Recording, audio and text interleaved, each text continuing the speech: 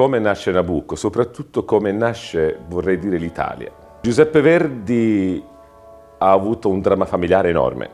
Gli è morta la moglie Margherita, gli sono morti 2 figli, un bimbo e una bimba, e la sua vita è distrutta completamente. Gli viene commissionata un'opera da Merelli che è Un giorno di regno, un'opera buffa.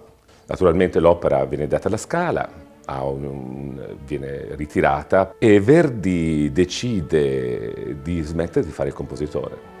Otto Fonicolai, che doveva musicare per la stagione di Carnevale del 1842 il Nabucodonosor, guardando il libretto si rende conto che non è l'opera per lui. Merelli si ritrova tra le mani questo libretto di Nabucco, adesso che non verrà più utilizzato, e allora gli viene un'idea sul momento, dice: ma oh Giuseppe, ma perché non lo musichi te questo Nabucodonosor? No, te l'ho detto, lo faccio più. Ma sì, ma fallo, ma magari leggi il libretto, magari ti viene un'idea. No, non lo faccio più, sì, no, glielo metti nella tasca e esce di lì. E lui si ritrova con questo libretto in mano. E il libretto, si sa, il destino fa delle cose strane. Si apre su una pagina, non si grida più. Non si deve gridare per portare avanti le proprie idee, si deve solamente pensarle e fare in modo che questo pensiero vada per tutta l'Italia.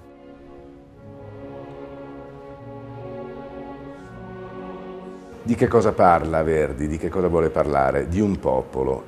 Parla di un popolo che è privato della libertà e del percorso identitario di questo popolo fino a riconquistare la propria identità e affermarsi come popolo libero.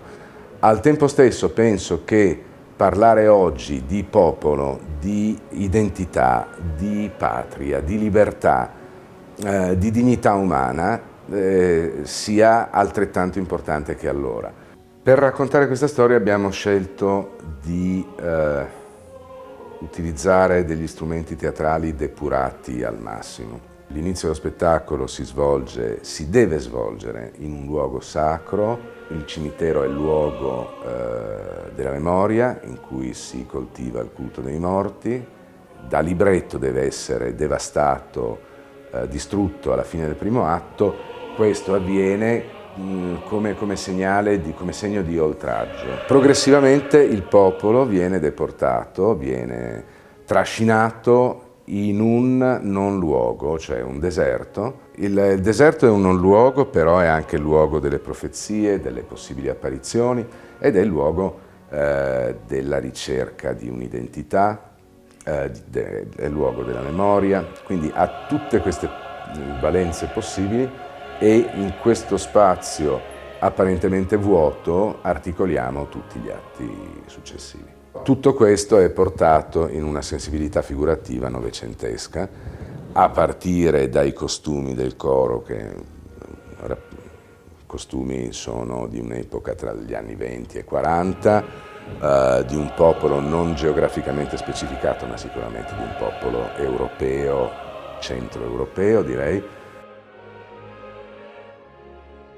La musica è fresca la sua musica ed è attualissimo il messaggio. Sta dicendo agli italiani, dal 1800, da quella data del 9 marzo del 1842, state uniti, non vi dividete, fate in modo che il pensiero vada in tutte le regioni e continui a fare esistere un pensiero comune che vada da nord a sud. Quindi va pensiero ancora oggi, a mio avviso, unisce l'Italia, non la divide. Non è una cosa locale, regionale, è una cosa italiana, di tutti noi.